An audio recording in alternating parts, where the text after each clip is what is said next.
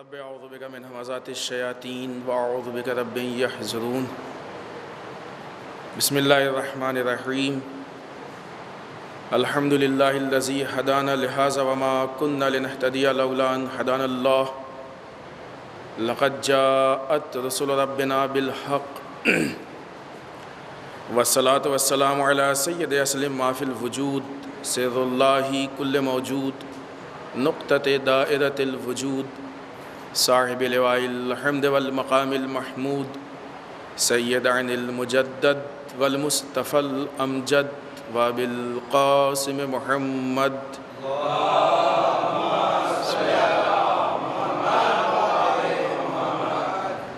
والصلاة والسلام علی آلہ الطیبین الطاہرین المعصومین المظلومین ولعنۃ الدائمۃ الباقیۃ علی اعدائہم اجمعین من الآن الی قیام یوم الدین اما بعد فقد قال الحکیم بسم اللہ الرحمن الرحیم لقد کان لکم فی رسول اللہ اسوۃ حسنہ لمن کان یرجو اللہ والیوم الآخر وذکر اللہ کثیرا صلوات پڑھیں محمد وعلی محمد۔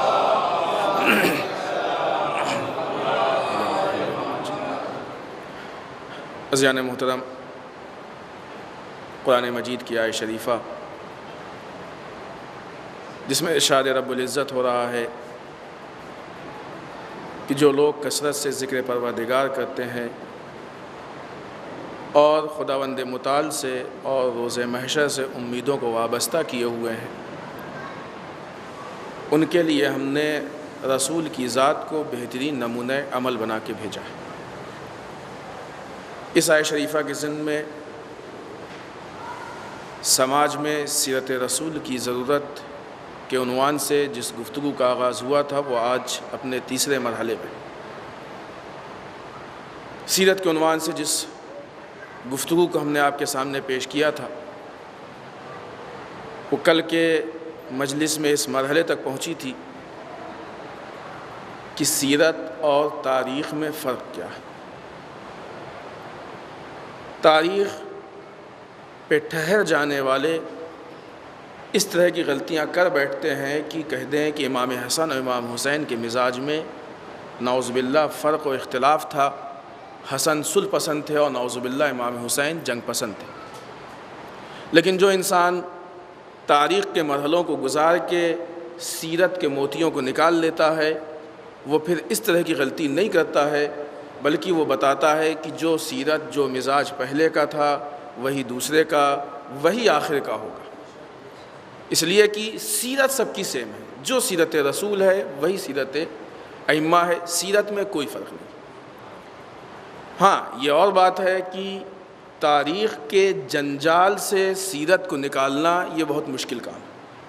تاریخ میں جو واقعات اور جو حالات ہیں وہ واقعی کسی جنجال سے کم نہیں ہے۔ آپ دیکھیں جب آپ تاریخ کی کتاب کو اٹھا کے پڑھیں گے تو واقعی تاریخ کا طالب علم، تاریخ کا اسٹوڈنٹ بعض اوقات کنفیوز ہو جاتا ہے۔ بس اگر کسی کی داستان لکھ رہا ہے، بعنوان مثال بات آ گئی ایک ذہن میں پیش کر دیں، کسی کی داستان تاریخ لکھ رہی ہے اور تاریخ نے لکھنا شروع کیا کہ یہ صاحب وہ تھے کہ مثلاً جنہوں نے رسول کی مدد کی، جب دشمن آئے تو یہ رسول کے سامنے آ کے کھڑے ہو گئے، رسول کی سپر بن گئے، سینہ سپر بنتے رہے، رسول کا دفاع کرتے رہے، ہر موقع پہ مدد کرتے رہے، اپنے لڑکوں کو رسول کے بستر پہ لٹاتے رہے، قربانی دیتے رہے، یہ کرتے رہے وہ کرتے رہے، رسول کو انہوں نے اپنے گھر میں پناہ دی، رسول کو مثلاً پالا، سب کچھ کیا، لیکن آخر میں تاریخ کیا کہتی ہے کہ یہ کافر تھے۔ جنجال نہیں ہوا یہ؟ اسی کے مقابلے میں تاریخ لکھتی ہے کہ یہ فلاں صاحب تھے کہ جنہوں نے یہاں دھوکہ دیا، وہاں پریشان کیا، ایک عرصے تک کافر تھے، یہ تھا وہ تھا، اور اس کے بعد نتیجہ تاریخ دیتی ہے کہ یہ صاحب مثلاً بہت بڑے مومن تھے۔ ایسے میں ایک انجان آدمی اگر تاریخ کو پڑھے گا تو اس کے پاس بہکنے کے علاوہ کچھ اور نہیں ہے۔ لہذا اس جنجال سے واقعی سیرت کو نکالنا یہ ہر انسان کے بس کی بات نہیں ہے، اس کے لیے کسی مضبوط گائیڈنس کی ضرورت ہے۔ جب تک وہ نہیں ہوگا آپ تاریخ سے سیرت کو حاصل نہیں کر سکتے۔ ایک دوسری مشکل جو ہمارے سماج و معاشرے کو ہے وہ یہ کہ ہم کو تاریخ زیادہ پسند آتی ہے، سیرت سے ہم کو تکلیف ہوتی ہے۔ بعض چیزیں ہوتی ہیں جو زبان سے نہیں کہی جاتی ہیں لیکن عمل بتاتا ہے. زبان سے کوئی نہیں کہے گا کہ ہم کو سیرت سے، ہر آدمی کہے گا کہ ہم کو تو سیرت رسول پسند ہے، ہم کو تو سیرت علی پسند ہے، ہم کو تو سیرت خوب. اگر پسند ہے تو کتنی معلوم. اگر واقعی پسند ہے آپ کو، جو چیز پسند ہوتی ہے وہ آدمی لینے کی کوشش کرتا ہے، امکان میں ہوتا ہے تو لے لیتا ہے.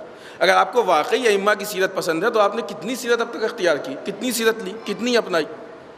نہ اپنانا اس بات کی دلیل ہے کہ کوئی خاص پسند نہیں ہے، صرف زبانی دعویٰ. لیکن بہرحال سیرت وہ ہے کہ جو انسان کو اس کے حساب سے تکلیف میں ڈال دیتی ہے. در واقع انسان کی ہدایت سیرت میں ہی ہے، تاریخ میں ممکن نہیں. تاریخ وہ چیز ہے کہ جب واقعات بیان ہوتے ہیں تو انسان کو واقعات میں مزہ آتا ہے. واقعات جب بیان ہوتے ہیں تو انسان کو واقعات میں مزہ آتا ہے، لطف اٹھتا ہے. آج بعض اوقات یہ اعتراضات سننے میں آتے ہیں کہ فلاں عالم دین فضائل نہیں پڑھتے، فلاں عالم دین فضائل نہیں پڑھتے، فلاں عالم دین فضائل نہیں پڑھتے. اب تو فضائل کے لوگ خلاف ہو گئے ہیں. اس طرح کی بات، یہ خلاف والی جو مہر ہوتی ہے یہ ہر جگہ تیار رکھی ہوئی ہے. ذرا سا کہیں کسی کو خطرہ محسوس ہوا، یہ عزاداری کے خلاف، یہ فضائل کے خلاف، یہ تبرع کے خلاف، یہ فلاں کے خلاف. نہیں، خلاف نہیں ہے. فضائل اور سیرت میں تھوڑا سا فرق ہے. جس کو آج کا سماج و معاشرہ فضائل کہتا ہے، یہ قید بہت اہم ہے، اس قید کو محسوس کریں آپ. جن چیزوں کو آج کا سماج و معاشرہ فضائل کہتا ہے یہ صرف واقعات ہیں، اور جو واقعی فضیلت ہے وہ ائمہ کی سیرت ہے. ان دونوں میں فرق یہ ہے کہ فضائل کو سن کے مزہ آتا ہے، سیرت کو سن کے ذمہ داری محسوس ہوتی ہے. ذمہ داری سے بچنا ہر آدمی چاہتا ہے، مزہ لینا سب کو بہت آسان لگتا ہے. دنیاوی داستان اور اسلامی داستان میں یہی فرق ہے. جو دنیا کی داستانیں ہیں وہ بچوں کو سلانے کے لیے سنائی جاتی ہیں کہ بچے کہانی سنتے سنتے سو جایا کریں، لیکن اسلامی داستانیں مرے مردوں کو جگانے کے لیے، سوئے ہوئوں کو اٹھانے کے لیے سنائی جاتی ہیں. داستان کربلا سن کے کوئی سو نہیں سکتا، خیبر و خندق سن کے کوئی سو نہیں سکتا ہے. یہ کیسے ممکن ہے کہ انسان مجلس کرو جا کے آرام سے سو جائے؟ بات میں بات نکلتی ہے. پھر ایک پوائنٹ ذہن میں آیا، ہم آپ کے سامنے کہتے جائیں کہ ہمارے یہاں کا ایک جو مزاج ہے بہت الٹا مزاج ہے. جو کام ہونا چاہیے بعد میں وہ ہم پہلے کرتے ہیں. عموماً مجلسیں ہوتی ہیں، آپ لوگ بھی کراتے ہوں گے اپنے گھروں میں مجلس، امام باڑوں میں، عزا خانوں میں. اچھی چیز ہے، کرانی بھی چاہیے. عزائے حسین جتنا زیادہ ہو اتنا اچھا ہے. جب تک انسان مجلس اس کے یہاں نہیں ہوتی ہے پریشان رہتا ہے. سب سے بڑی پریشانی تو ہوتی ہے نیاز کی، کیا آنا ہے، کتنا آنا ہے، کتنے لوگ ہیں، کم نہ ہو، زیادہ نہ ہو، اچھا نہ ہو، خراب نہ ہو. ذاکر کون ہوگا، مجلس فلاپ نہیں ہونی چاہیے. زبردست جو ہے وہ نعرہ لگے، واہ واہی ہو، یہ ہو، بڑا ٹینشن ہوتا ہے اس بیچارے کو. مجمع بھی کم نہ ہو، اس لیے کہ مجلس کا ایک جو بہت اہم رول ہمارے سماج میں بن گیا ہے وہ کمپٹیشن کا. ہمارے پڑوسی کی یہاں مجلس ہوئی تھی تو یہ نیاز بیٹھی تھی، ہماری نیاز اس سے کمزور نہ ہونی چاہیے. اس کے یہاں اتنا مجمع تھا، ہمارا مجمع اس سے کم نہ ہو. اس کا ذاکر اتنا دھاکڑ تھا، ہمارا ذاکر اس سے کم نہ ہو. یہ ساری چیزیں انسان کے ذہن میں ہوتی، پریشان ہے بیچارہ، کون آیا کون نہیں آیا، آپ آئیے گا، وہ آئیے گا، یہاں ہوگا وہاں ہوگا. ایک مصیبت ہوتی ہے، قیامت ہوتی ہے. مجلس شروع ہوئی، اس کا بیچارے کا بلڈ پریشر جو ہے پریشان کرنے لگا. اس کو کھڑا ہوا ہے، آئے کہ نہیں آئے، کتنے لوگ آئے، ذاکر کیا پڑھ رہا ہے، نعرہ لگ رہا ہے کہ نہیں لگ رہا ہے، تعریف ہو رہی ہے کہ نہیں ہو رہی ہے. ادھر مجلس ختم ہوئی، ادھر وہ چین سے سکون سے الحمدللہ سب ہو گیا اور جا کے سو جاتا ہے. مجلس ختم ہوئی اور جا کے آرام سے سو گیا. میرے بھائی، اگر اس مجلس کے بعد تم سو گئے تو تم نے مجلس سے لیا کیا؟ مجلس سلانے کی چیز نہیں ہے، مجلس جگانے کی چیز ہے. تحریک کربلا کو سن کے حسینی سو کیسے سکتا ہے؟ تحریک کربلا سوئے ہوئوں کو جگاتی ہے. اگر تم کو ابھی تک اپنی ذمہ داری نہیں معلوم تھی، تم کو دعوت حسینی نہیں معلوم تھی، تم کو آواز استغاثہ نہیں معلوم تھی، تو اب اس مجلس میں تم کو پیغام مل گیا، تم کو ذمہ داری مل گئی. اب تو تمہاری نیند اڑ جانی چاہیے کہ ہم کیا کریں کہ جو آج کی رضیریت سے لڑ بیٹھے. تو مجلس سلانے کے لیے نہیں ہوتی ہے، مجلسیں جگانے کے لیے ہوتی ہیں. یہ ہماری قوم کہ جو مجلس کے پہلے سونا چاہیے بعد میں جاگنا چاہیے، یہ مجلس کے پہلے جاگتی ہے اور بعد میں سو جاتی ہے. یہ الٹا ہے نا. مجلس کے بعد میں نیند اڑنی چاہیے، ہمارے یہاں مجلس کے پہلے نیند اڑی ہوئی ہوتی ہے، ٹینشن ہوتا ہے. کیوں؟ اس لیے کہ مجلس تحریک کربلا کو پہنچانے کا، میسج کربلا کو پہنچانے کا ذریعہ کم ہوتی ہے، اپنے ایگو کو لوگوں کے سامنے ظاہر کرنے کا ذریعہ زیادہ ہوتی ہے. مقصد مجلس بدل چکا ہے، جو سمت ہے بدل چکی ہے مجلس کی. لہٰذا یہ سیرت اور تاریخ کا فرق ہے. سیرت انسان کو ذمہ داری بتاتی ہے، تاریخ میں انسان کو مزہ آتا ہے. یہی وجہ آپ دیکھیے کہ جہاں پہ جب ذمہ داری کی بات آتی ہے تو لوگوں کے مشکل ہو جاتی ہے. ہم نے کل ایک اشارہ آپ کے سامنے کیا تھا کہ ہمارے جوانوں کی پرابلم یہ ہے کہ وہ یہ چاہتے ہیں کہ جس دین پہ عمل کرتے ہیں آنے والا عالم دین اسی پہ مہر لگا دیں، یہی صحیح ہے. ذرا سا اس نے سیرت بتائی، یہ ایسے کیجئے، وہ کیجئے، یہ نہ کیجئے، وہ نہ کیجئے، تو پریشان ہو جاتے ہیں. یہ صاحب کہاں سے آ گئے، یہ نئی بات لے کے آئے. نئی بات نہیں ہے، یہ آپ کی جہالت ہے کہ آپ کے لیے نئی ہے. اگر آپ پڑھے لکھے ہوتے تو آپ کے لیے پرانی ہوتی. بات نئی نہیں ہے، آپ اس سے دور رہیں، یہ آپ کی پرابلم ہے. مثلا آج تک ہم یہاں نہیں آئے تھے، اس کے پہلے اس مسجد کو نہیں دیکھا تھا، تو اس کا مطلب نہیں کہ مسجد یہاں پہ نہیں تھی. مسجد یہاں برسوں سے، یہ ہماری پرابلم تھی کہ ہم نے نہیں دیکھا تھا. آج دیکھ لیا، ہمارے علم میں اضافہ ہو گیا. اور پھر یہ تو وہ کہہ سکتا ہے جس کے پاس پورا علم دین ہو کہ صاحب ہم نے تو پورا علم دین حاصل کر لیا تھا، یہ کون سی نئی چیز آپ لے کے آئیں. جس نے ابھی علم دین کا صحیح سے الفابیٹ بھی نہیں پڑھا ہے، وہ کس بیس پہ یہ دعویٰ کر رہا ہے کہ یہ نئی چیز ہے. جو آدمی پورا بامبے گھوم چکا ہو، ایک ایک گلی دیکھ چکا ہو، ایک ایک مکان دیکھ چکا ہو، اس سے آپ کہیے کہ کرلا میں ایک مسجد ہو کہ ہم نے سب کچھ دیکھا، وہ کہاں سے آ گئی، یہ نئی چیز کہاں سے آ گئی. لیکن جس آدمی نے ابھی صرف 4 گلیاں دیکھی ہوئی ہیں، اس سے آپ بتائیے تو ٹھیک ہے بھائی، ابھی تم نے پورا بامبے نہیں دیکھا، ٹھیک ہے وہاں بھی مسجد ہوگی، کہیں اور بھی ہوگی. تو یہ انسان کا دعویٰ اس کی جہالت کی دلیل ہے، نہ یہ کہ یہ ممکن ہی نہیں کہ ایسی بات ہو. آئیے ہم جو بات لے کے چل رہے تھے کہ سیرت و تاریخ کا فرق کیا ہے. اگرچہ ہم نہیں چاہتے کہ اس بات کو بہت زیادہ طولانی کریں، لیکن بہرحال 2-4 جملوں میں اس کو آپ کو سمجھا دیں، کیونکہ بنیادی مشکل ہماری یہیں پہ ہوتی ہے. ایک مثال ہمارے ذہن میں آ گئی، اس کے پہلے ہم کہیں دے چکے ہیں، لیکن بہرحال بات کو ٹرانسفر کرنے کے لیے اچھی چیز ہے، لہٰذا اس مثال کو ہم آپ کے سامنے پیش کریں، بات اور واضح ہو جائے گی. ابھی ہم آپ کے سامنے پیش کیا کہ جب تاریخ کی باتیں ہوتی ہیں، واقعات نقل ہوتے ہیں، تو انسان کو مزہ آتا ہے. خیبر کا واقعہ نقل ہوا، بڑا مزہ آیا. خندق کا واقعہ نقل ہوا، بڑا مزہ آیا. لیکن آپ اسی خیبر اور خندق کی تحلیل میں جائیے. دشمن کون؟ مثلاً یہودی. دشمن کون؟ مثلاً عیسائی. دشمنی کس لیول کی، کس طرح کی؟ اس طرح کی تھی. آیا وہ دشمنی آج ہے کہ نہیں ہے؟ اگر آج ہے تو آج بھی پھر خیبر کا تقاضا ہے کہ نہیں ہے؟ آج بھی خندق کا تقاضا ہے کہ نہیں ہے؟ آج بھی اسلام کو حفاظت چاہیے کہ نہیں چاہیے؟ آج بھی حسین کو نصرت چاہیے کہ نہیں چاہیے؟ یہ چیزیں سیرت دیتی ہے، یہ چیزیں سیرت دیتی ہے. انسان نے خیبر سن کے واہ واہ کر کے مزہ تو لے لیا، لیکن سیرت کے اس نتیجے تک نہیں پہنچا. کیوں؟ اس لیے کہ وہاں پہ مزہ ہے، یہاں تکلیف ہے. وہاں پہ واہ واہ ہے، یہاں پہ ذمہ داری ہے. آئیے جو ہم مثال دینا چاہتے تھے، آج فضائل میں بھی تھوڑی سی پرابلم ہو گئی ہے. جو فضائل بیان ہوتے ہیں اس میں بھی تھوڑی سی پرابلم ہو گئی ہے. بعض فضائل بیان ہوتے ہیں اور بعض فضائل چھپائے جاتے ہیں، اور یہ ایک بہت بڑی سازش ہوتی ہے. ہم یہ نہیں کہہ رہے ہیں کہ جو کرتا ہے وہ سازش کرتا ہے، لیکن در واقع ہے یہ. اگر کوئی آدمی کوئی چیز اپنی آنکھ میں ایسے لگا لے تو آنکھ تو پھوٹ جائے گی، بھلے ہی آپ کی جان بوجھ کے نہیں کیا اس نے، لیکن اثر تو اس کا ہوگا نا. جو نتیجہ ہے وہ تو سامنے آئے گا ہی آئے گا. آنکھ تو بہرحال پھوٹنی ہے، بھلے ہی اس نے جان بوجھ کے نہیں کیا، غلطی سے ہوا، لیکن نقصان تو ہوتا ہی ہے. اگر اس طرح کی پرابلمس ہیں تو دین کو نقصان تو ہوگا ہی ہوگا، بھلے ہی آپ نے جان بوجھ کے نہیں کیا ہو. اسی لیے کہا تھا نا کہ احتیاط برتے. ایکسیڈنٹ جان بوجھ کے کوئی نہیں کرتا، ہوتے ہمیشہ غلطی سے. لیکن کوئی کہہ سکتا ہے کہ چونکہ غلطی سے ہوا تھا لہٰذا کسی کو کچھ نہیں ہوا، جان بوجھ کے کرتے ضرور مر جاتے. ایسا تو نہیں ہوتا ہے نا. نقصان تو ہوتا ہی ہوتا ہے، چاہے وہ جان بوجھ کے ایکسیڈنٹ ہو یا غلطی سے ہو. جان بوجھ کے کوئی نہیں کرتا ہے، ہمیشہ غلطی سے ہوتا ہے، لیکن نقصان پھر بھی ہوتا ہے. آئیے ہم وہ مثال پیش کریں کہ جب فضائل کی بات ہوتی ہے تو عجیب بات ہے کہ بعض فضائل نقل کیے جاتے ہیں اور بعض فضائل نقل نہیں کیے جاتے. کچھ فضائل نقل کیے جاتے ہیں، کچھ فضائل نقل نہیں کیے جاتے ہیں. اب جب سارے فضائل نقل نہیں ہوں گے تو سیرت کہاں سے معلوم ہوگی؟ یہ بات ہم کل آپ کے سامنے پیش کر چکے ہیں نا کہ ایک واقعے سے سیرت نہیں معلوم ہوتی، مجموعی تاریخ سے سیرت معلوم ہوتی ہے. ایک فضیلت سے سیرت نہیں معلوم ہوتی ہے. اب جب بعض واقعات نقل کیے گئے، بعض نہیں نقل کیے گئے، تو نتیجہ کیا ہوا کہ ہمارے سامنے سیرت نہیں آئی. جب سیرت نہیں آئی اور انہی واقعات سے ہم نے سیرت کو لینا چاہا، تو اب جو سیرت آئی ہے وہ سیرت نہیں ہے، بلکہ سیرت کا مسخ شدہ بدلا ہوا چہرہ آیا ہے کہ جو اس حقیقی چہرے کو بگاڑ رہا ہے. حقیقی چہرے کو بگاڑ رہا ہے. نہیں معلوم ہماری بات شاید سخت ہو رہی ہے، لیکن ہم ابھی مثال دیں گے تو یہ باتیں آپ کے لیے واضح ہو جائیں گی. مثال کے طور پہ جب ہم ذکر علی کرتے ہیں،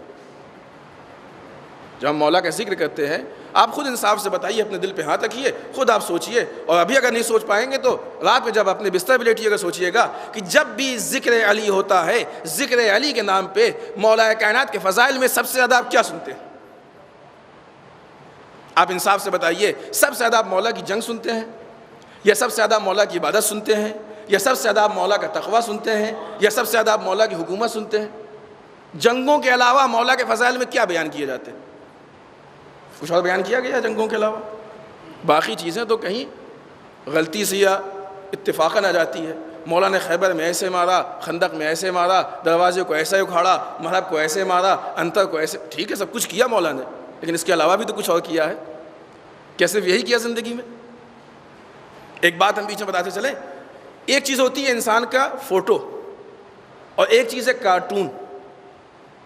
فوٹو اور کارٹون میں فرق کیا ہے؟ فوٹو وہ ہوتی ہے کہ جس میں آپ کی ناک جتنی بڑی اتنی بڑی ناک ہو، جتنی بڑی آنکھ اتنی بڑی آنکھ ہو، جتنے بڑے کان اتنے بڑے کان ہو، جتنا بڑا منہ ہے اتنا ہی بڑا منہ ہو، ہر چیز بیلنس ہو تو اس کو فوٹو کہتے ہیں۔ اور اگر اسی میں کوئی کاریگری کر کے ناک کو زیادہ بڑا کر دے، کان کو چھوٹا کر دے، آنکھ چھوٹی کر دے، تو اس کو کارٹون کہتے ہیں۔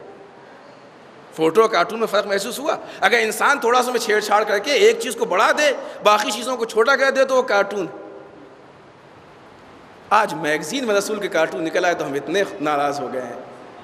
یہاں ہم روز نعوذ باللہ مولا کی سیرت کے کارٹون بنایا کرتے ہیں، مولا نے جنگ کی، جنگ کی، جنگ کی، جنگ کو اتنا بڑھا دیا کہ جنگ کے علاوہ لگتا ہے کچھ کیا ہی نہیں۔ مولا کی عبادت کسی کو سمجھ میں نہیں آتی، مولا کا تقویٰ کسی کو سمجھ میں نہیں آتا، مولا کی حکومت کسی کو نہیں سمجھ میں آتی، باقی چیزوں کو چھوٹا کر دیا، اور مولا کی ایک جنگ کو اتنا بڑھا دیا کہ اب دنیا والے علی کو ایک پہلوان سمجھتے ہیں، کوئی امام اور ولی نہیں سمجھ پاتے۔ جو ہم نے پیش کیا نا، یہ واقعات ہیں، یہ باتیں ہیں جو سامنے سے آتی ہیں۔ آئیے بات میں بات بڑھ رہی، جس مثال کے لیے مثلا یہاں ہم آتے ہیں، لوگوں کے پاس بیٹھتے ہیں، ابھی بھی علمی گفتگو ہو رہی تھی، بزرگ نے ہم سے سوال کیا، اس کے علاوہ بھی باتیں ہوتی ہیں، علمی باتیں ہوتی ہیں، مجلس بھی ہوئی، الحمدللہ اچھا خاصا انتظام ہے، سب کچھ دیکھا، بہترین مسجد ہے، ساری اچھائیاں ہیں۔ مجلس کے بعد ایک کپ چائے وغیرہ بھی ہوتی ہے۔ باہر نکلے، کسی نے ہم سے پوچھا کہ صاحب وہاں مسجد میں گئے تھے، کیا ماحول تھا، کیسا رہا؟ ان کا بہت اچھا ہے الحمدللہ، وہ لوگ چائے بہت اچھی پلاتے ہیں۔ پھر کسی نے پوچھا کہ آپ گئے تھے وہاں مسجد میں، آپ نے کیسی پائی مسجد؟ بہت اچھی ہے، بہت عمدہ ہے الحمدللہ، چائے بہت اچھی ملتی ہے مسجد میں۔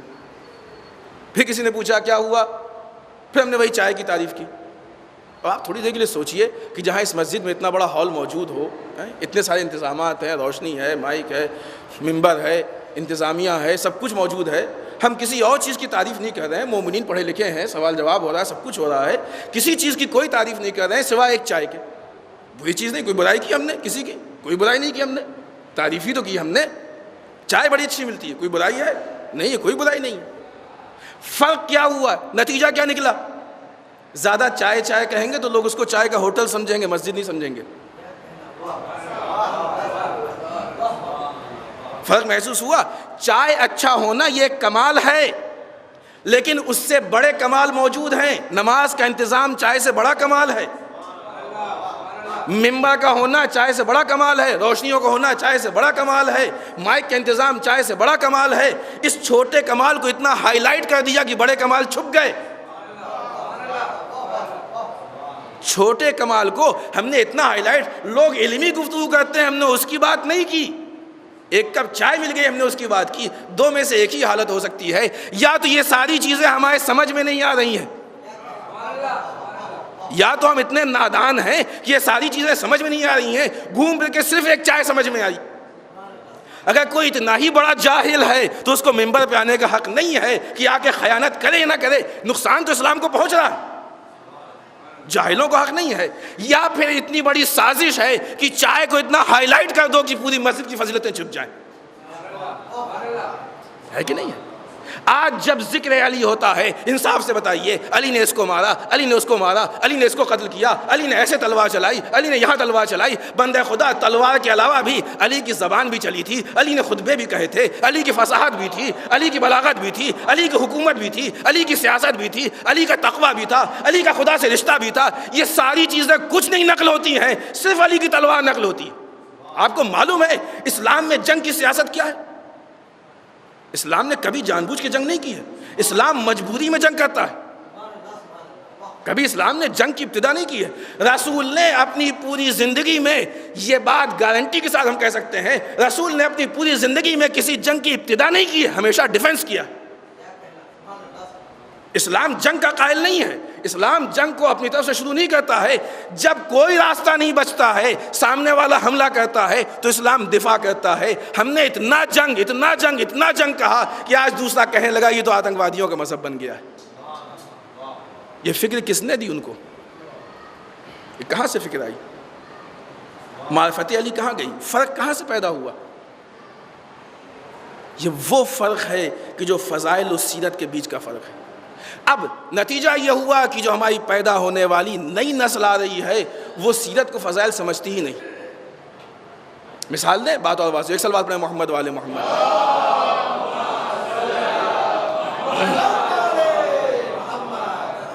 ایک لفظ ہے اسلام میں، بلکہ لغت میں ڈکشنری میں، سیاست۔ سیاست کے حقیقی معنی کچھ اور ہیں اور آج کے معنی کچھ اور۔ حقیقی معنی سیاست کے کیا ہے؟ میل جول کا طریقہ۔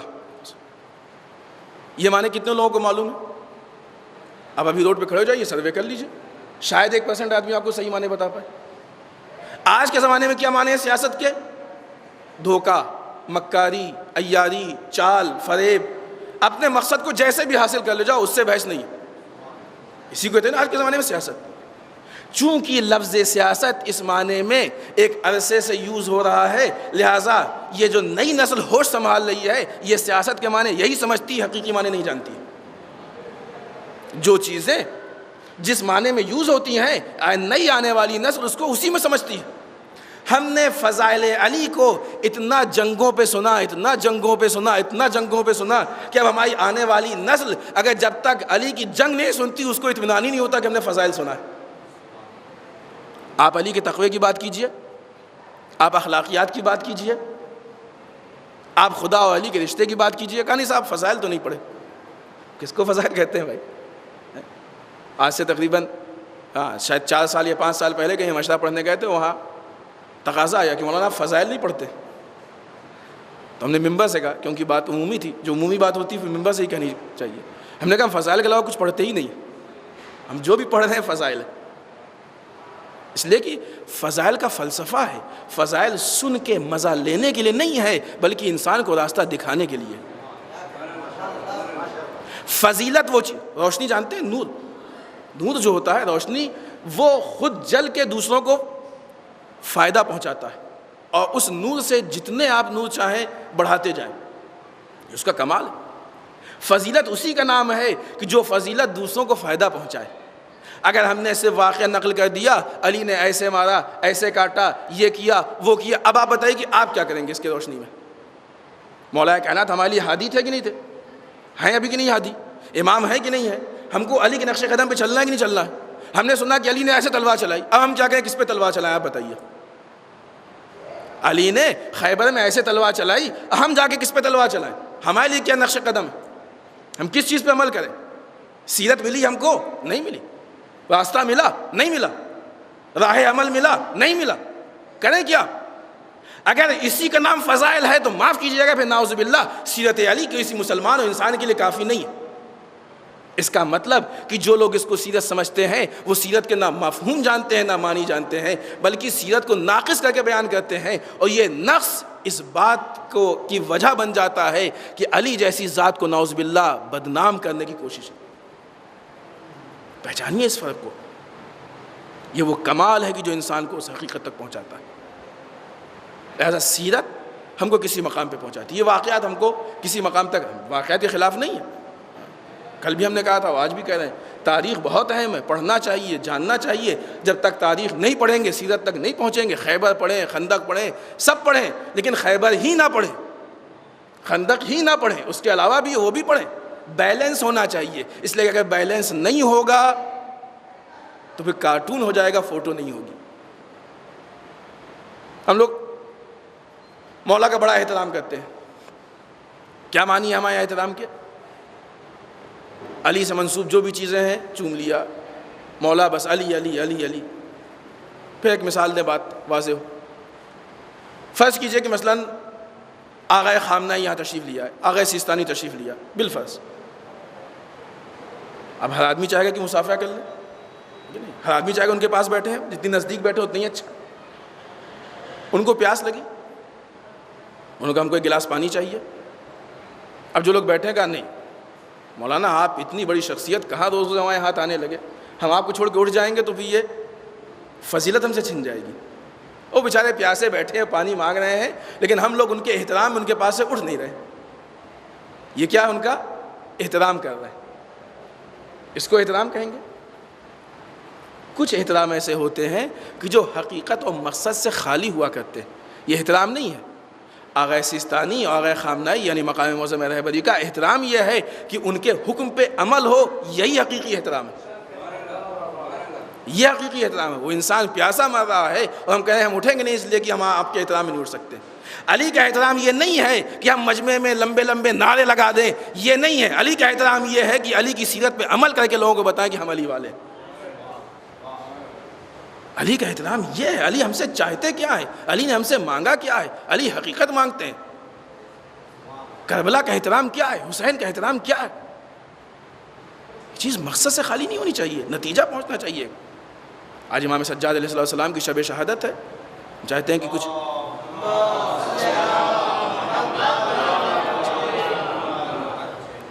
اب آئیے بیچ میں ایک چھوٹی سی بات اور انشاءاللہ امام سے متعلق کچھ باتیں اور آپ کی زحمت تمام بات آ گئی ہے. تو سیرت اور تاریخ کا ایک فرق یہ ہے کہ تاریخ انسان کو عمل سے خالی کر دیتی ہے اور سیرت دعوت عمل دیتی ہے. تاریخ عمل سے خالی، کربلا دعوت عمل کا نام ہے. کربلا میں امام حسین نے رسول کی سیرت بچایا ہے نا، یہ باتیں خود امام حسین کے قول روایات ان چیزوں ثابت ہے.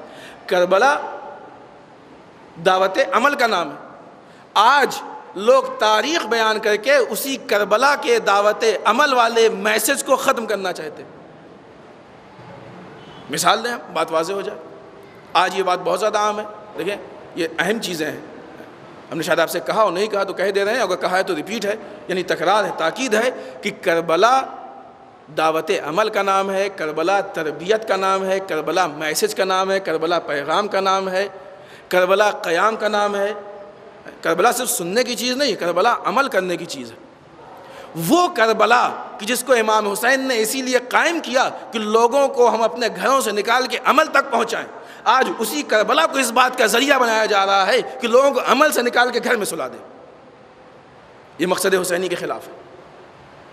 اہم پوائنٹ ہے، اس کو جذبات سے نہیں، اس کو ہوش سے سنیے گا، عقل سے سنیے گا، غور و فکر سے سنیے گا. ایک جگہ ہم کو ایک واقعہ سننے میں آیا.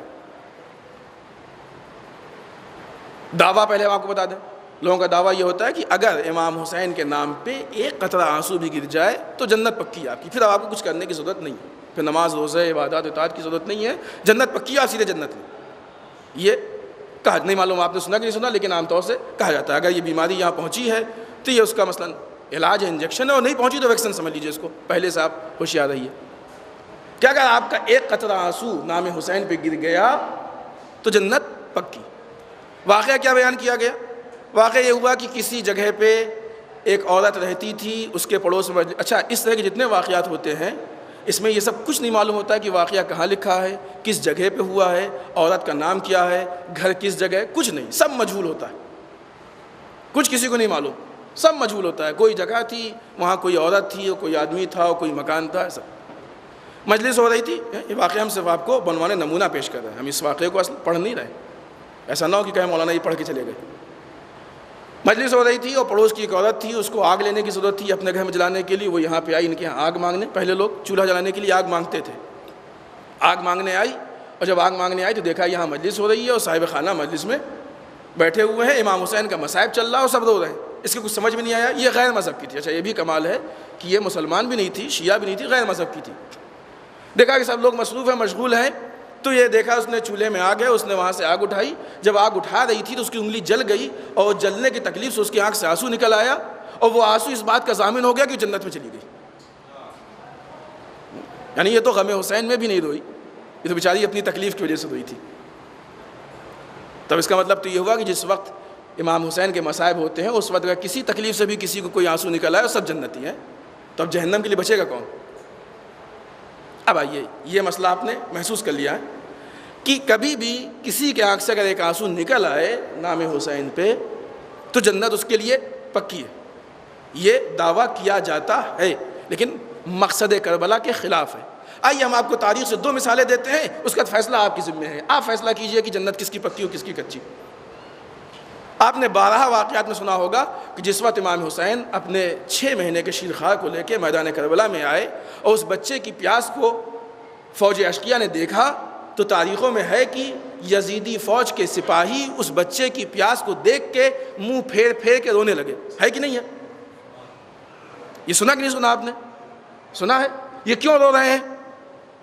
حسین کی مظلومیت پر رو رہے ہیں کہ نہیں رو رہے ہیں؟ غم حسین میں رو رہے ہیں کہ نہیں رو رہے ہیں؟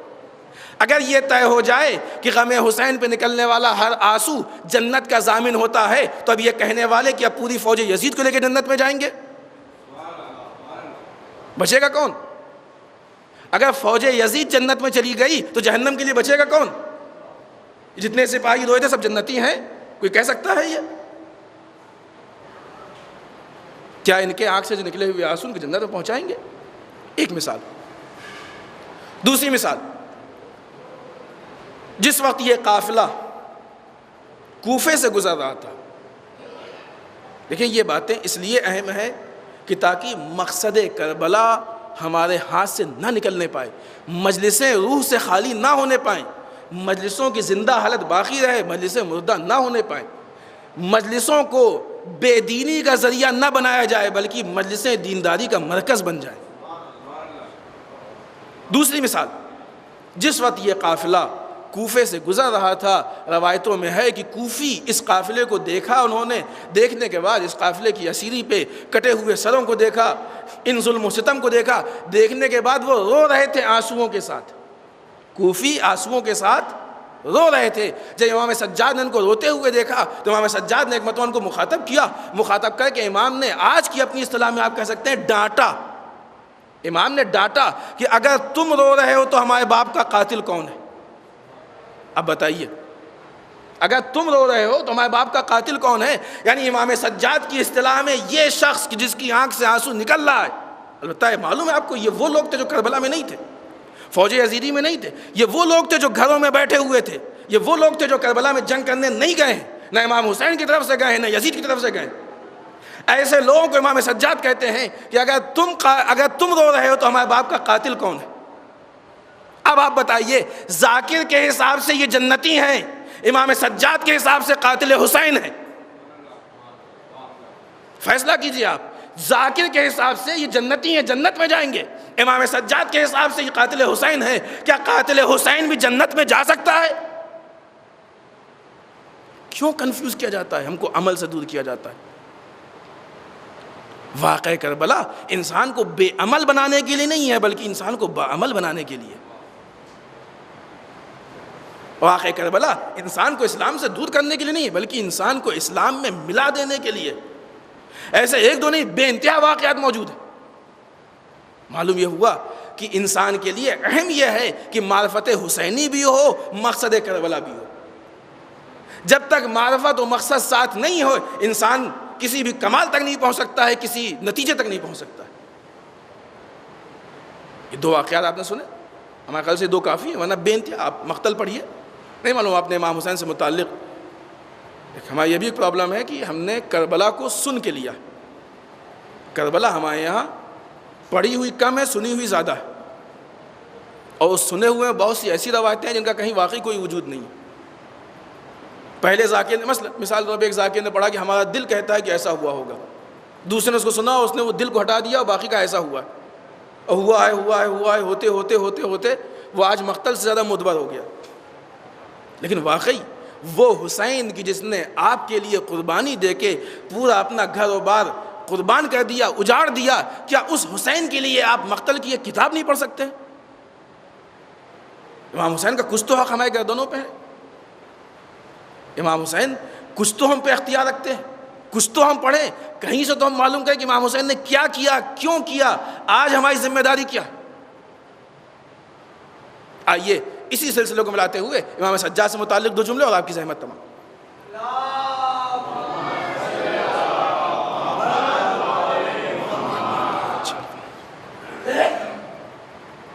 اگر کربلا ہر چیز، بات صرف کربلا کی نہیں ہے، پورے دین کا خاصہ یہ ہے، خصوصیت دین کی یہی ہے کہ اگر کوئی بھی چیز اپنے مقصد سے خالی ہو تو وہ بے جان ہوتی ہے، بے روح ہوتی ہے۔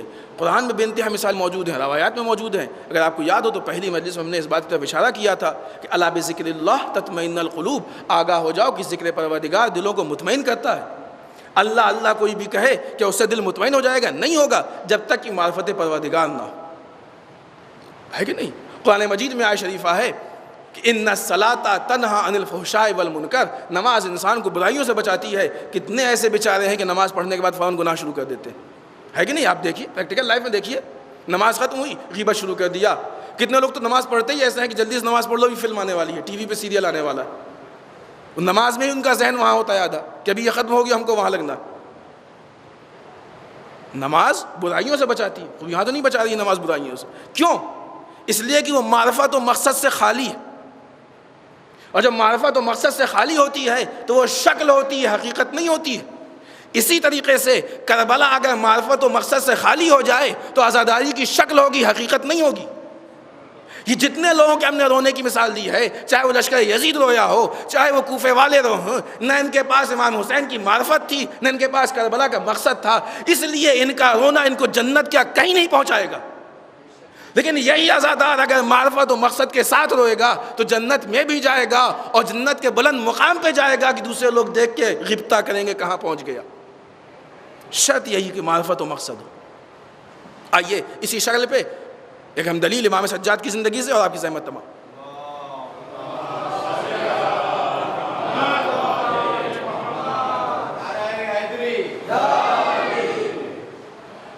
روایات میں ہے، آپ نے بارہا سنی یہ روایتیں، کہ جس وقت یہ لٹا ہوا قافلہ یزید کے دربار میں پہنچا ہے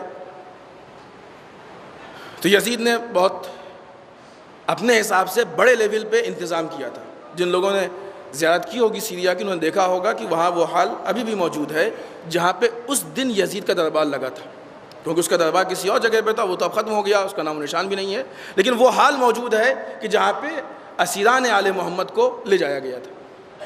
وہ اتنا بڑا حال آج کے حساب سے اچھا خاصا بڑا، اس زمانے میں سوچیے لوگ کم تھے، اچھا خاصا بڑا حال، وہ پورا ہال بھرا ہوا تھا، اس میں اچھے اچھے لوگ تھے، وی آئی پیز تھے، سفراء تھے دوسرے ملکوں کے، ایک ایک آدمی، پوری قوم تھا۔ یزید نے انتظام یہ کیا تھا کہ ان سب کے سامنے ہم کو اپنی فتح کا اعلان کرنا ہے، ہم کو اپنی جیت کا اعلان کرنا ہے۔ جب یہ قافلہ پہنچا، وہ جگہ بھی آپ نے دیکھی ہوگی جہاں پہ قافلے کو کھڑا کیا تھا، وہ جگہ بھی دیکھی ہوگی جہاں یزید بیٹھا تھا، ٹھیک اس کے سامنے ایک ممبر، اس ممبر پہ یزید کا خریدا ہوا خطیب گیا، اور جانے کے بعد اس نے یزید کی تعریف کی اور یزید کی جیت کی ساری داستان اس نے اپنے حساب سے گڑھ کے سنا دی۔ جب اس کی ساری گفتگو ختم ہو گئی، البتہ وہ ممبر آج پتھر کا ہے، لیکن وہ ممبر نہیں جو اس وقت تھا، اس وقت پتھر کا ممبر نہیں تھا، اس وقت ایسے ہی لکڑی کا ممبر تھا۔ جب وہ اپنی ساری گفتگو سنا چکا، سب کچھ کہہ چکا، اور وہ ممبر سے اتر آیا تو امام سجاد اس سے مخاطب ہو کے کہتے ہیں کہ تو نے مخلوقات کی خوشی کے لیے خالق کا غضب مول لے لیا، یعنی یزید کو تو نے خوش کر دیا اور خدا کو ناراض کر دیا۔ اس کے بعد امام سجاد یزید سے مخاطب ہو کے کہتے ہیں کہ یزید اگر اجازت ہو تو ہم بھی اس لکڑیوں کے مجموعے پہ جائیں اور کچھ بات کہہ دیں۔ تاریخ نے لکھا ممبر بنا ہوا تھا، ممبر آج بھی دیکھنے والا کیا کہتا ہے؟ ممبر، سب جانتے ہیں ممبر۔ وہ امام سجاد کی جو وارث ممبر ہیں، کیا وہ نہیں پہچانتے کہ ممبر ہے؟ ائمہ کے کلام کا ایک ایک حرف بامانی ہوتا ہے۔ بہت اچھی بات کسی نے کہی ہے، کلام الامام امام الکلام، امام کا کلام تمام کلام کا امام ہوتا ہے۔ ائمہ کے منہ سے نکلا ہوا ایک ایک حرف مصلحت رکھتا ہے۔ وہ کہ جس نے بچپنے سے اپنے کو وارث ممبر محسوس کیا ہے، کیا اس شکل کو دیکھ کے نہیں کہہ سکتا تھا کہ میں بھی اس ممبر پہ جاؤں؟ امام نے نہیں کہا ممبر، کیا کہا؟ کہ ہم لکڑیوں کے مجموعے پہ جانا چاہتے ہیں۔ امام بتانا چاہتے ہیں کہ کبھی بھی کسی چیز کی ظاہری شکل کو دیکھ کے دھوکہ مت کھانا، اگر مقصد سے خالی ہو تو وہ حقیقت نہیں ہوا کرتی ہے۔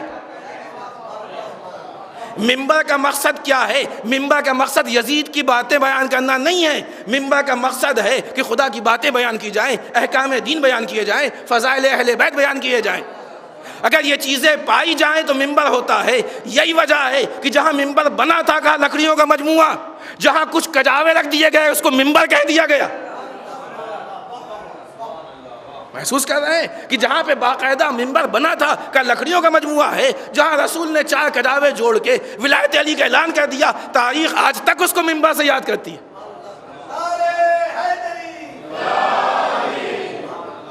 یہ فرق اسی لیے ہے کہ یہ بنا تو منبر تھا لیکن مقصد سے خالی تھا۔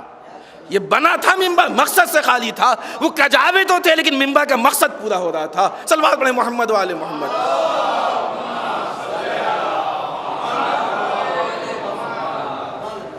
کربلا جذبات کی چیز نہیں ہے، کربلا جوش کی چیز نہیں ہے، کربلا ہوش کی چیز ہے، کربلا میسج ہے، کربلا پیغام ہے، کربلا تحریک ہے، کربلا قیام ہے، اور یہ وہ قیام ہے جو ختم نہیں ہوا، وہ قیام ہے جو ہمیشہ زندہ رہنے والا ہے، یہ وہ قیام ہے جو انسان کو بقا تک پہنچانے والا ہے۔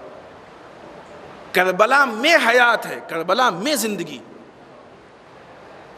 عزیزان محترم، جس دن ہم صحیح کربلا کو سمجھ جائیں گے اس دن امام کا ظہور ہو جائے گا۔ جس دن، کیوں؟ اس لیے کہ کربلا قیام ہے اور امام آ کے قیام کریں گے۔ ابھی بات ہو چکی ہے نا کہ ائمہ کی سیرت میں فرق نہیں ہوتا ہے، سب کی سیرتیں ایک جیسی ہوتی ہیں۔ جب سب کی سیرت ایک جیسی، سب کا مزاج ایک جیسا، سب کی ایکٹیویٹی ایک جیسی، تو سب کا قیام بھی ایک جیسا ہوگا۔ تو جو قیام امام حسین کر کے گئے ہیں ویسے امام زمانہ بھی کریں گے، اور جب ویسے ہی قیام کریں گے تو جیسے ناصروں کی امام حسین کو ضرورت تھی ویسے ہی ناصروں کی امام زمانہ کو ضرورت ہوگی۔ اب عزادار واقعی وہ ہے جو اپنے آپ کو کبھی حبیب بنانے کی کوشش کرے، کبھی زہر قین بنانے کی کوشش کرے، کبھی علی اکبر کے نقش قدم پہ چلنے کی کوشش کرے۔ کربلا اس کا نام ہے۔ کربلا کسی کو نعوذ باللہ فلاپ کر دینے کا نام نہیں ہے۔ ہمارا جلوس زیادہ ہائی لائٹ ہو گیا، ہماری مجلس زیادہ ہائی لائٹ ہو گئی، ان کی مجلس فلاپ ہو گئی، یہ کربلا اس کا نام نہیں ہے۔ یہ کیسا اختلاف ہم نے ہوتا ہے نہیں، ہمارا علم یہ ان کا علم، یہ ہمارا تعزیہ یہ ان کا تعزیہ، یہ ہمارا امام بڑا۔ امام حسین کا تو کچھ نہیں بچا نا، سب تو عزاداروں نے بانٹ لیا، امام حسین کا کیا بچا؟ کربلا سے متعلق اتنی زیادہ رسمیں ہمارے درمیان رائج ہو گئیں کہ ہم ان رسموں میں گھرنے کے بعد مقصد کربلا کو سوچ ہی نہیں پاتے۔ تصور کیجئے، آپ غور کیجئے، ان رسموں کے بعد ہم مقصد کربلا تک پہنچ ہی نہیں پاتے ہیں۔ رسمیں گھیر کے ہم کو اتنا پریشان کیے ہوئے ہیں کہ مقصد کربلا تک جانے کا راستہ نہیں دیتی۔ مقصد کربلا دیکھنا، آج وہ شب بہت اہم شب ہے۔ اس امام کا ہمارے گردن پہ بہت حق ہے، سب ائمہ کا حق ہے۔ یہ وہ امام ہے کہ جس نے مقصد حسینی ہم کو بتایا۔ آئیے یہاں پہ، اگرچہ ہمارا وقت ختم ہو رہا لیکن ایک جملہ ذہن میں آ گیا وہ ہم کہتے چلیں۔ ہم لوگ عزاداری میں کیا چیزیں ہیں؟ بہترین نیاز کا انتظام، اچھی سے اچھی، بہترین تبرکات کا انتظام، اچھا سے اچھا دسترخوان لمبا سے لمبا، یہ چیز ہوتی ہے نا۔ پھر اس کے بعد یہ پھل اور وہ نظر، وہ نیاز، وہ رسم، وہ منت، یہ ساری چیزیں۔ ہم ہی نہیں کہتے کہ آپ نیاز نہ کیجیے، کیجیے، نیاز کیجیے، بیلنس میں ہے۔ وہ کارٹون والی بات نہ ہونے پائے، ابھی یہ مثال دے چکے ہیں، کارٹون نہ ہونے پائے، بیلنس میں کیجیے۔ ہر چیز بیلنس ہونی چاہیے، سب برابر نہیں ہو سکتی ہے۔ انسان ایک دال بھی پکاتا ہے تو 1 کلو دال میں اتنا سا نمک پڑتا ہے، اگر 1 کلو دال میں 1 کلو نمک ڈال دے گا کھانے لائق نہیں رہے گی نا۔ دال 1 کلو ہوتی لیکن نمک اس میں تھوڑا سا ہوتا ہے۔ ہر چیز بیلنس، جو چیز جتنی چاہیے، کیونکہ مقصد دال ہے، مقصد نمک نہیں ہے۔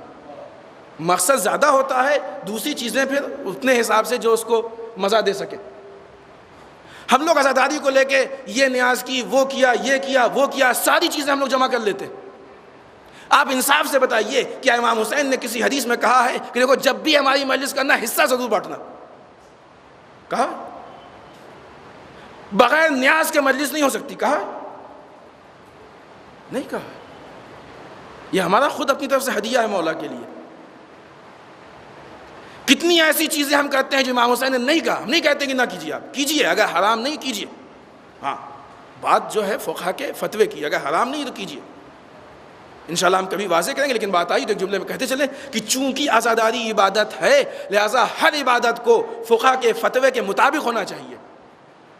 آپ کیجیے، حرام نہیں، ہر کام کیجیے، جو جائز ہے سب کیجیے، لیکن یہ دیکھیے کہ امام حسین نے مانگا کیا ہے۔ جو چیزیں امام حسین نے نہیں مانگا آج ہماری پبلک اس پہ لاکھوں اربوں خرچ کر رہی ہے۔ اس کے مقابلے میں کچھ ایسی چیزیں بھی ہیں جو امام حسین نے مانگی ہیں، اس پہ کتنا خرچ ہو رہا ہے۔ جو نہیں مانگا وہ اتنا دے رہے ہیں، جو مانگا ہے اس کو اور دینا چاہیے نا، نہ مانگنے والے کی بنسبت اسے اور دینا چاہیے۔ امام حسین نے کیا مانگا؟ اصلاح امت مانگی۔ امام حسین نے کیا مانگا؟ امر بالمعروف نہی عن المنکر مانگا۔ امام حسین نے کیا مانگا؟ حق کے حمایت مانگی۔ امام حسین نے کیا مانگا؟ باطل کی مخالفت مانگی۔ امام حسین نے کیا مانگا؟ ظلم کے مقابلے میں قیام مانگا۔ امام حسین نے کیا مانگا؟ دین کی حفاظت مانگی۔ دو چیزیں بہت بیان کی جاتی ہیں، وہ بھی چونکہ آدھا میسج ہوتا ہے۔ ایشیوں، جب بھی ٹھنڈا پانی پینا ہمارے پیاس کو یاد کر لینا۔ کیوں یاد کر لینا؟ کیوں یاد کر لینا؟ امام کے کلام کو اپنی عقل سے سوچیں گے تو ناقصی ہوگا۔ امام کے کلام کو امام کے ہی آئینے میں دیکھیں۔ امام حسین بتانا چاہتے تھے کہ دیکھو جس طریقے سے تمہارے جسم کی حیات کے لیے پانی کی ضرورت ہے، ویسے ہی تمہارے روح و کردار کی حیات کے لیے ہماری یاد کی ضرورت ہے۔ بغیر پانی کے تمہارا جسم زندہ نہیں رہ سکتا ہے، بغیر یاد حسین کے تمہارا کردار زندہ نہیں رہ سکتا ہے۔ اشارہ ہے اس طرف کہ اب تم ہمارے کردار کو دیکھتے جاؤ، اپنے کردار کو ڈھالتے جاؤ۔ سمجھے کلام امام کو، سمجھے امام کا کلام ہے، کوئی کھلواڑ نہیں ہے کہ جو سن لیا۔ یہ بہت نقل کیا جاتا ہے، لیکن کیا نقل ہوتا ہے؟ ناقص۔ اس کا مطلب ہی نہیں پانی پیو تو امام حسین نہیں، یاد کریں امام حسین کو، تاکہ ہمیشہ امام یاد رہے۔ سب سے زیادہ جس چیز کی انسان کو ضرورت ہوتی ہے وہ پانی کی ہوتی ہے۔ جب بھی انسان پانی پیے گا حسین کو یاد رکھے گا، اور جب بھی حسین کو یاد کرے گا قیام یاد آئے گا، جب بھی قیام یاد کرے گا باطل کا مقابلہ یاد آئے گا، حق کی حمایت یاد آئے گی۔ کیسے ہو سکتا ہے کہ انسان امام حسین کو یاد کرے اور آج کی یزیدیت کو بھلا دے؟ انسان امام حسین کو یاد رکھے، امریکہ اور اسرائیل کے مظالم کو نہ پہچان پائے۔ انسان امام حسین کو یاد رکھے، مظلوموں کی حمایت نہ کرے۔ یہ ممکن ہے؟ یہ سطحی یاد ہے۔ حسینی وہی ہے کہ جب بھی بات حسینیت و یزیدیت کی آئے گی، جتنے بھی حسین اور حسین کے نقش قدم پہ چلنے والے ہیں ان کا احترام کرے گا، ان کے نقش قدم پہ چلے گا، ان کی سیرت کو اپنائے گا، اور جو بھی مقابلے میں ہے، چاہے وہ کل کا یزید کیوں نہ ہو، چاہے وہ آج کا امریکہ اور اسرائیل کیوں نہ ہو، جب بھی بات آئے گی اس کی مخالفت میں ہی بولے گا، حمایت نہیں کر سکتا ہے۔ صلوات پڑھیں محمد والے محمد۔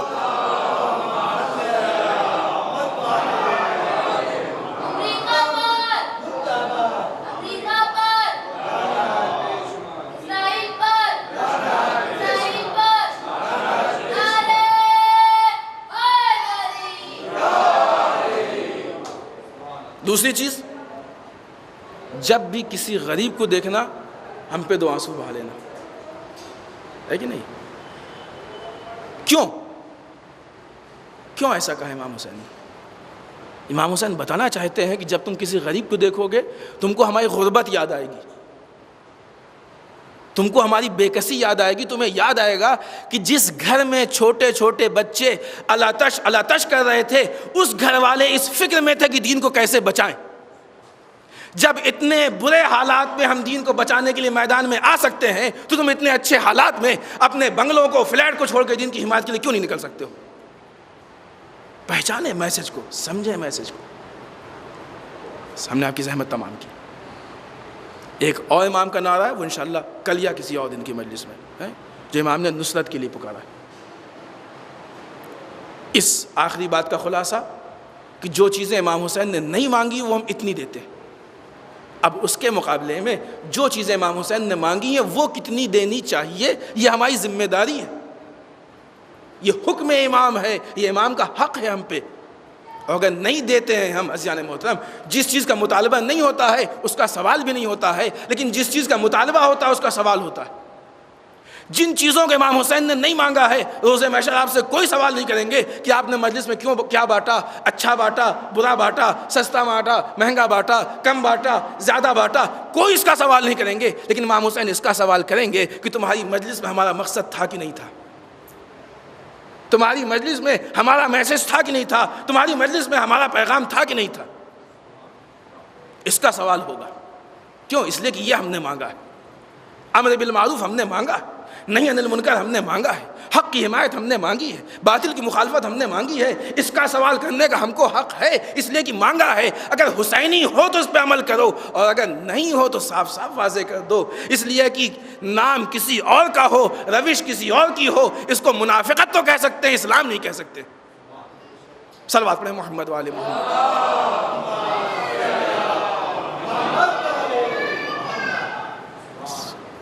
حسب وعدہ ہم نے آپ کی گفتگو تمام کی. شب شہادت ہے، اس مظلوم امام کی شہادت ہے کہ جس کی زندگی کا اچھا خاصا حصہ رونے میں گزر گیا. امام سجاد کی زندگی کا ایک ایک پہلو ہمارے نمونے عمل ہے. غش کے عالم میں بستر پہ لیٹے ہوئے ہیں، خیموں میں آگ لگی ہوئی ہے. ایک مرتبہ خولی خیمے میں داخل ہوتا ہے. داخل ہونے کے بعد امام کے نیچے سے ایک چمڑے کا بستر تھا، اس بستر کو ایسے کھینچ لیتا ہے کہ امام منہ کے بل زمین پہ گر جاتے ہیں. عزیزان محترم، بیماروں کا احترام تو سب کرتے ہیں نا، بیماروں کی رعایت تو سب کرتے ہیں، بیماروں کی مدد تو سب کرتے ہیں. کتنا سخت عالم تھا امام سجاد کا. امام سجاد اس حالت میں تھے کہ جلتے ہوئے خیمے سے خود نہیں، زینب ایک مرتبہ خیمے میں داخل ہوئیں، امام سجاد کو اپنے کاندھے پہ لے کے چلی گئی. کتنا عجیب موقع ہے. عزیزان محترم، آپ نے وہ روایت بارہا سنی ہوگی کہ جس وقت امام سجاد کو اسیر کر کے اونٹ پہ سوار کیا گیا، آپ کے پیروں کو اونٹ کے پیٹ کے نیچے سے باندھ دیا گیا. جب اونٹ چلتا تھا رگڑ لگتی تھی، آپ کا پیر چھلتا تھا، پیر لہولہان ہوا.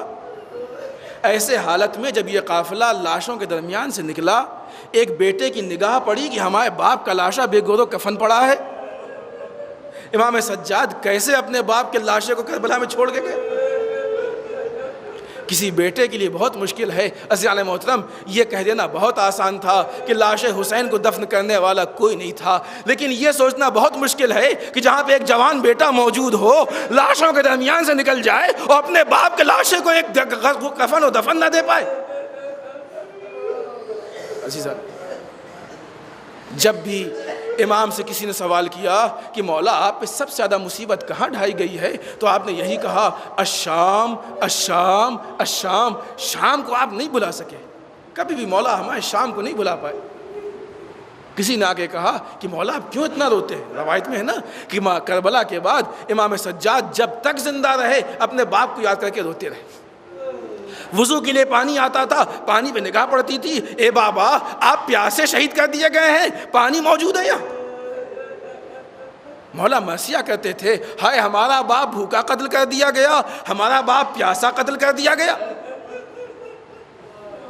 جب بھی بازار میں نکلتے تھے، عزیزوں روایتوں میں ہے کہ قصائی اپنی دکانوں پر پردہ ڈال لیتے تھے کہ کہیں ہمارے امام کی نگاہ کٹے ہوئے جانور پر نہ پڑ جائے. اور اگر امام کی نگاہ پڑ جاتی تھی، جا کے پوچھتے تھے، اے بھائی تو نے اس جانور کو ذبح کرنے سے پہلے پانی پلایا کہ نہیں پلایا؟ قصاب کہتا تھا، اے مولا جب تک یہ پانی سے سیراب نہیں ہو جاتا ہم اس کو ذبح نہیں کرتے ہیں. ایک مرتبہ چیخ مارتے تھے، کربلا کا رخ کرتے تھے، اے بابا جانوروں کو کوئی بغیر سیراب کیے ہوئے قتل نہیں کرتا. بابا آپ لطش لطش کرتے رہے، گلے پہ خنجر چل گیا. اللہ رے اللہ. عزیزان محترم، امام سجاد کے لیے بہت سخت مرحلہ تھا کہ بازار کوفہ ہو اور امام سجاد کے ساتھ اہل حرم ہو جن کے سروں پہ چادر نہ ہو. عزیزوں مصیبت و غم کے لیے اتنا کم نہیں ہے کہ زینب بازار میں، زینب دربار میں، زینب کھلے عام، زینب کے سر پہ چادر نہیں۔ آج جب زینب کے بے چادر ہونے کی بات آپ کے سامنے کی جاتی ہے تو آپ برداشت نہیں کر پاتے ہیں، آنکھوں سے آنسو نکل آتا ہے۔ جب زینب کے چادر کے چھننے کی بات ہوتی ہے تو آپ کی آنکھوں سے آنسو نکل آتا ہے۔ جب زینب کے بازار میں آنے کی بات ہوتی ہے تو آپ رو پڑتے ہیں۔ جب زینب کے دربار میں آنے کی بات ہوتی ہے تو آپ تڑپ جاتے ہیں۔ عزیزوں آپ نے سنا ہے تو اتنا غم ہے، سجاد نے تو اپنی آنکھوں سے دیکھا ہے، چادروں کو چھنتے ہوئے دیکھا، بازار میں جاتے ہوئے دیکھا، دربار میں خطبہ کہتے ہوئے دیکھا۔ وہ امام کہ جس کے ہاتھوں میں ہتھکڑی، جس کے پیروں میں بیڑی، جس کے گلے میں خادہ توق، جس کے ہاتھ پیٹھ سے باندھ دیے گئے تھے، ایسے عالم میں امام جگہ جگہ گھمائے جا رہے ہیں، لوگ مصیبت بھی ڈال رہے ہیں، لوگ ظلم بھی کر رہے ہیں۔ عزیزان محترم، عزیزوں جب امام کا یہ قافلہ دربار شام میں پہنچا، ایک مرتبہ یزید نے بدتمیزی کرنی شروع کی، لیکن عزیزان محترم کیا کہنا تھا۔ امام سجاد نے یزید کا وہ جواب دیا کہ یزید خاموش ہو گیا۔ جناب زینب نے دفاع کی، یزید خاموش ہو گیا۔ عزیزان محترم امام سجاد کو کتنا عجیب لگا ہوگا کہ ہاں ایسا وقت آ گیا کہ آج سجاد کی حفاظت کے لیے زینب کو دربار میں بولنا پڑ رہا۔ آج سجاد کی حفاظت کے لیے زینب کو دربار میں بولنا پڑ رہا۔ خدا آپ کی ان آوازوں پر رحمت نازل کرے۔ عزیزان محترم ایک پرسہ دینا ہے، نہیں معلوم سال میں اگلے سال ہم میں سے کون زندہ رہے، جس کی قسمت میں حیات ہوگی وہ اگلے سال پھر پرسہ دے گا، ورنہ یہ ہماری طرف سے آخری پرسہ ہے۔ عزیزان محترم امام سجاد اپنی پوری زندگی روتے رہے، ہمیشہ بیان کرتے رہے، اپنے بابا کو یاد کرتے رہے۔ جب بھی کوئی امام کو دعوت دیتا تھا امام یہی شرط رکھتے تھے، اگر ہمارے باپ کا ذکر کرو گے تو ہم ضرور آئیں گے، ہمارے باپ کا ذکر کرو گے تو ہم ضرور آئیں گے۔ عزیزوں اپنے باپ کے اس غم اور مصیبت کو دل میں لیے ہوئے لو عزاداروں وہ تاریخ آئی کہ جو تاریخ امام کے شہادت کی تاریخ ہے۔ روایتوں میں ہے حشام بن عبد الملک نے امام کو دھوکے سے زہر دے دیا۔ جب امام کے جسم میں زہر پہنچا تو زہر نے اپنا کام کرنا شروع کیا۔ نہیں معلوم آپ نے سنا کہ نہیں سنا، عزیزان محترم زہر کے لیے کہا جاتا ہے کہ جب یہ زہر جسم کے اندر پہنچتا ہے تو جسم کے اندر سے انسان کے جسم کے اعضاء کو کاٹنا شروع کرتا ہے، انسان کو تکلیف پہنچاتا ہے۔ یہی وجہ تھی نا کہ جب امام حسن کو زہر دیا گیا تو امام حسن کے کلیجے کے ٹکڑے کٹ کٹ کے گرنے لگے، اس لیے کہ زہر اتنا سخت تھا کہ اس نے کلیجے کو ٹکڑوں ٹکڑوں میں تبدیل کر دیا۔ عزیزوں زہر اندر سے تکلیف پہنچاتا ہے، کاٹنا شروع کرتا ہے۔ بعض لوگوں کا کہنا یہ ہے کہ جب انسان زہر اس کے جسم میں جاتا ہے تو اس کو پیاس کی شدت محسوس ہوتی ہے۔ عجب نہیں امام کو بھی پیاس لگی ہو، اور جب پیاس لگی ہو پانی آیا ہو تو ایک مرتبہ پھر کربلا کی یاد آ گئی ہوگی، اے بابا ہمارے پیاس میں پانی موجود ہے، بابا آپ پیاسے تھے کوئی پانی دینے والا نہیں تھا۔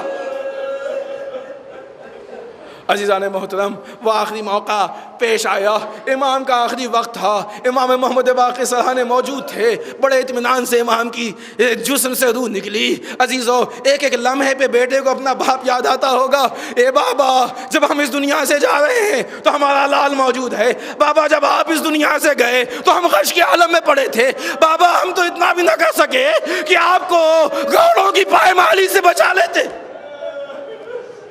عزیزو اس دنیا سے رخصت ہوئے، لو عزاداروں ایک مرتبہ غسل و کفن کا انتظام کیا گیا، بس دو چار جملے آخری اور آپ کی زحمت تمام، خدا آپ کو کسی غم میں نہ رلائے سوائے غم اہل بیت کے۔ عزیزوں غسل و کفن کا انتظام کیا گیا، امام محمد باقر نے غسل دینا شروع کیا۔ عزیزوں تاریخ میں ہے کہ امام محمد باقر غسل دیتے دیتے ایک مرتبہ چیخ پڑے، چیخ کی آواز باہر نکلی۔ عزیزوں تاریخ میں دو ہی جگہ ہیں کہ جہاں میت کے غسل کے عالم میں چیخ کی آواز سنائی دی۔ ایک وہ جگہ ہے کہ جب فاطمہ زہرا کو علی ابن ابی طالب غسل دے رہے تھے، ٹوٹی ہوئی پسلیاں دیکھی، علی برداشت نہ کر پائے، چیخ کی آواز نکلی، اے فاطمہ اتنی بڑی مصیبت چھپا کے چلی گئی ہمیں خبر نہ ہوئی۔ دوسرا وہ موقع تھا امام محمد باقر امام سجاد کو غسل دے رہے تھے، ایک مرتبہ چیخ کی آواز نکلی، ہائے بابا گلے میں توق کا نشان، ہم لوگوں کو خبر نہ ہوئی۔ عزیزوں گلا بہت نازک چیز ہے، انسان بات بات پہ گلے کو گھماتا ہے، جب بھی امام کا سر ہلتا ہوگا گلے میں تکلیف ہوتی ہوگی۔ آخری جملہ زحمت تمام۔ عزیزوں بڑے احترام سے لاشا اٹھایا گیا۔ عزیزوں جب یہ امام اس دنیا سے رخصت ہوا تو اس کا جسم چھلنی چھلنی تھا، گلے پہ توق کا نشان تھا، پیٹھ پہ بوریوں کا نشان تھا، اتنے سارے زخم لے کے گیا۔ عزیزو، یہ وہ امام جس کی روح بھی زخمی تھی واقعہ کربلا سے، جس کا جسم زخمی تھا توق خادا سے، ہائے جس قبرستان میں دفن کیا گیا وہ قبرستان بھی زخمی، ہائے بقی ویران ہے، آج کوئی نہیں جو بقی میں جا کے امام کو پرسا دے سکے۔ ہائے ظالموں کا ظلم امام کے جسم کے ساتھ ساتھ امام کے قبروں پہ بھی ہے۔ انا للہ و انا الیہ راجعون۔